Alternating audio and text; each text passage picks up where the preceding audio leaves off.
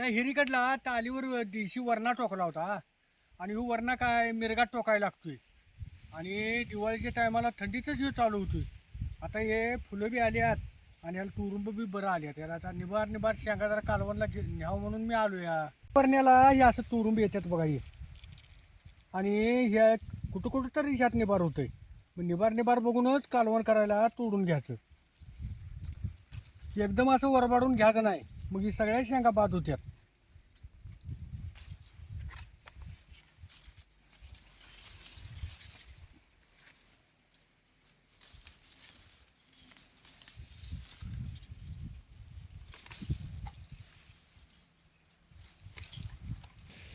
आणि ह्यो वरणा काय ह्याला याला असतात लांबडं आणि ह्याला कशाचा बी आधार जाळीचा मिळते उसाचा, त्याच्यावर वरच चढायचा बघतो.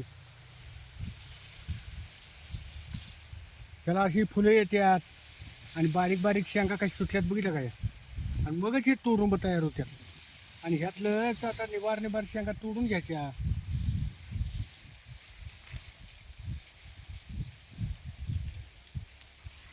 हे सुरुवातीला तुरुंबा सुटला आहे, त्याने ही तुरुंबा सगळाच निबार झालाय.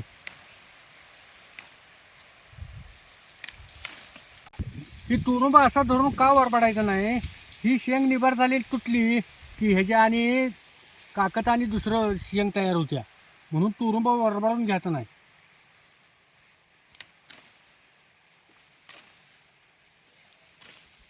प्रत्येक तुरुंब्याला आणि शेंगा लागतातच, म्हणून अशी एक एक शेंग धरूनच तोडायची.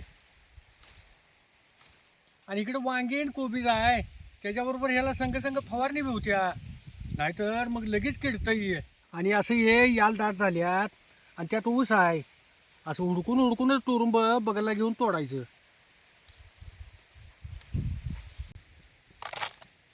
आता ह्या कालवणापुरत्या तोडून घेतो आणि घरच्याला काय मोजमाप असते होय हा, आणि इकडचं ते इकडचंच हो, ते इकडच्याला मोजमाप आलं म्हणून आपलं बांधाने आपली 7-8 घातल्यातच या ऊसाकडला.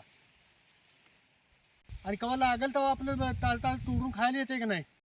5-6 दिवसाच्या पाठीमागं जर शेंगा बघायला गेलतो तेव्हा जरा बी झालं नव्हतं त्याच्यात. मग त्याची म्हटलं भाकरी करूच तर जर निबर झालेत का बघून शिना आणा जावं म्हटलं शेंगा कालवणाला.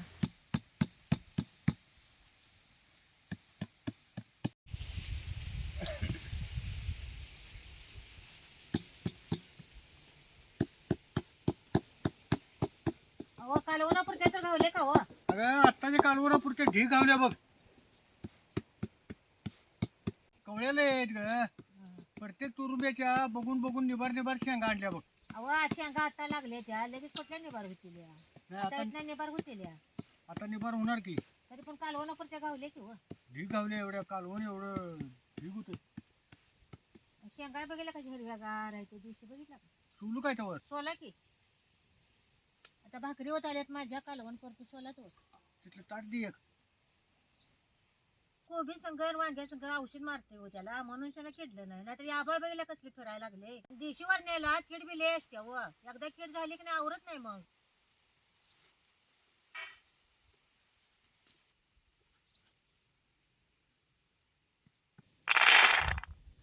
देशी वरण्याचं हिरवगार कवळं लुसलुशीत बी कसं निघालात बघितलं का हे? अव आताच्या कालवणापुरतं बाद झालं. माझ्या भाकरी बी झाली आता याचे कालवण करून घेतो. मग मग ही एवढे शेंगा राहू देत आता. असं देत ते शेंगा. मग ही फोलपाट शेरडाने घाला येतात आणि या सुपात भरून ठेवतो. तेव्हाच्या सुपात भरून जाताना शेंडा ठेवा. कालवण करायला कढई ठेवल्या, त्या कढईत आता पावटं चढ चढ भाजून घ्यायचं.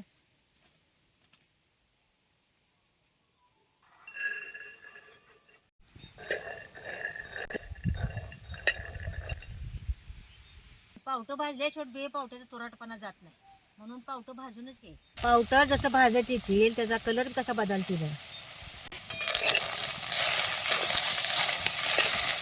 आल्या का नाही फुलपात्राने ह्या खरडून घ्यायचं.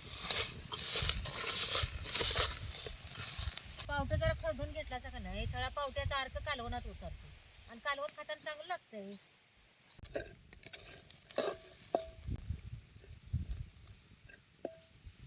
ह्याच्यात जरा तेल होतो. आता यात एक अर्धा चमचा जिरे घालायचं.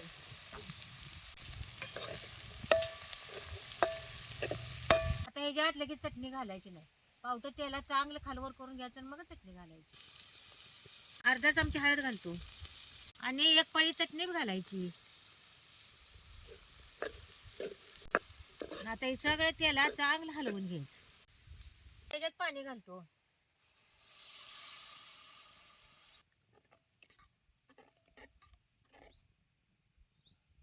पावट्याचं कालवण पातळ असल्याशिवाय चांगलं लागत. निबार पावट्याच्या कालवणाला जरा कूट घालूनच करायचं. कवळ्या पावट्याच्या कालवणाला जरा ज्वारीचं पीठ घालून केलाचा लय चांगलं लागते कालवण. तर ज्वारीचंच पीठ घालतो यात. लय बी पीठ घालायचं नाही, एवढी चिमटभरच घालायचं. आणि असं जरा जरा घेऊनच वैरून घ्यायचं पीठ. ज्वारीच्या पिठानं कालवण बी आटूच येतं या. त्याच्यात संग संग जरा मीठ बी घालून घेतो. कवळं पावटं होतं निमार्द भाजताना शिजलं होतं. मग आता काय 1-2 उकळ्यात ते शिजणार आहे.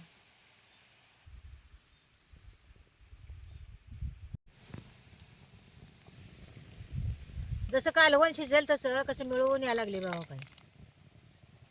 बघा कसं मिळून यायला लागले. आता ह्याच्यावर जरा कोथिंबीर टाकतो.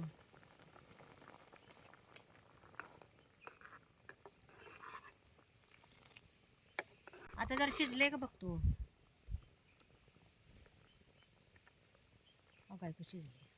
आता देशी पावट्याच कालवण खायला तयार आहे. मासा चांगला धुवून घेतलाय. चुलीत आर चांगला पडलाय. आता हे सुती कापडात असा मासा गुंडून आरात भाजाय टाकायचा.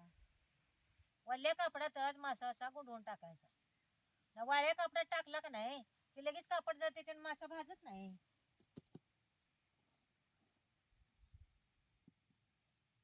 आता माशावर जरा आर घालायचा म्हणजे खालवर चांगला बसतो. कालवण शिजले उतरून खाली ठेवतो. थांब जरा, कालवण घालू नको. भाकरी कुस्कारतो आणि मगच त्यातलं पावट्याचं कालवण घाल की त्यावर. कुस्कारा की भाकरी ताटात घालतो कालवण तुम्हाला.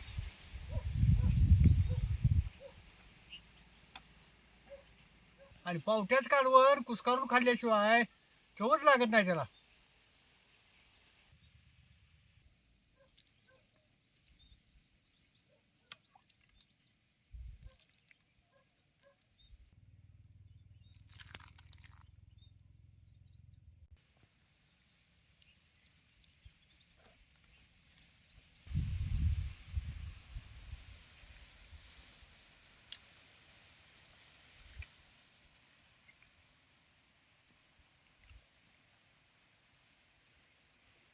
मासाला तारा जरा भाजलाय का बघतो.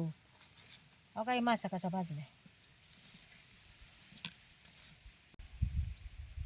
आता एक कापड गुंडाळलं आत कसा मासा भाजलाय बघा. काही असा खरपूस मासा भाजलाय काही खालवर. ताई मधला याचा काटा काढून घ्यायचा.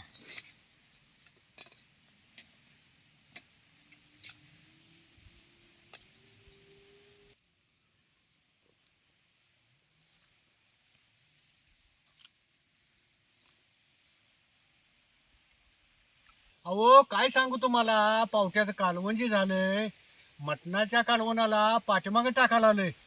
आणि त्याच्याबरोबर हिनं मासा बी घरात भाजून दिलाय तोंडी लावायला. काय टेस्ट जी आल्या म्हणता, किती खावं असं वाटायला आलंय. अहो त्याच्यावर जरा गरम गरम रसा घालू काय व. जरा घाल की ग, ही लय फडफडीत चालय. इकडे ना.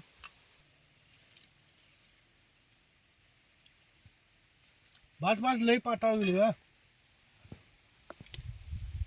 देशी पावटं कमी जरी असलं त्याचं नुसतं पाणी जर केलं तर एखादी भाकरी माणूस जास्त खाते बघा. त्याच आणि घरचं ताजं ताजं म्हणल्यावर जरा चव लागणारच हो. हे चवीला लय भारी झाली ग.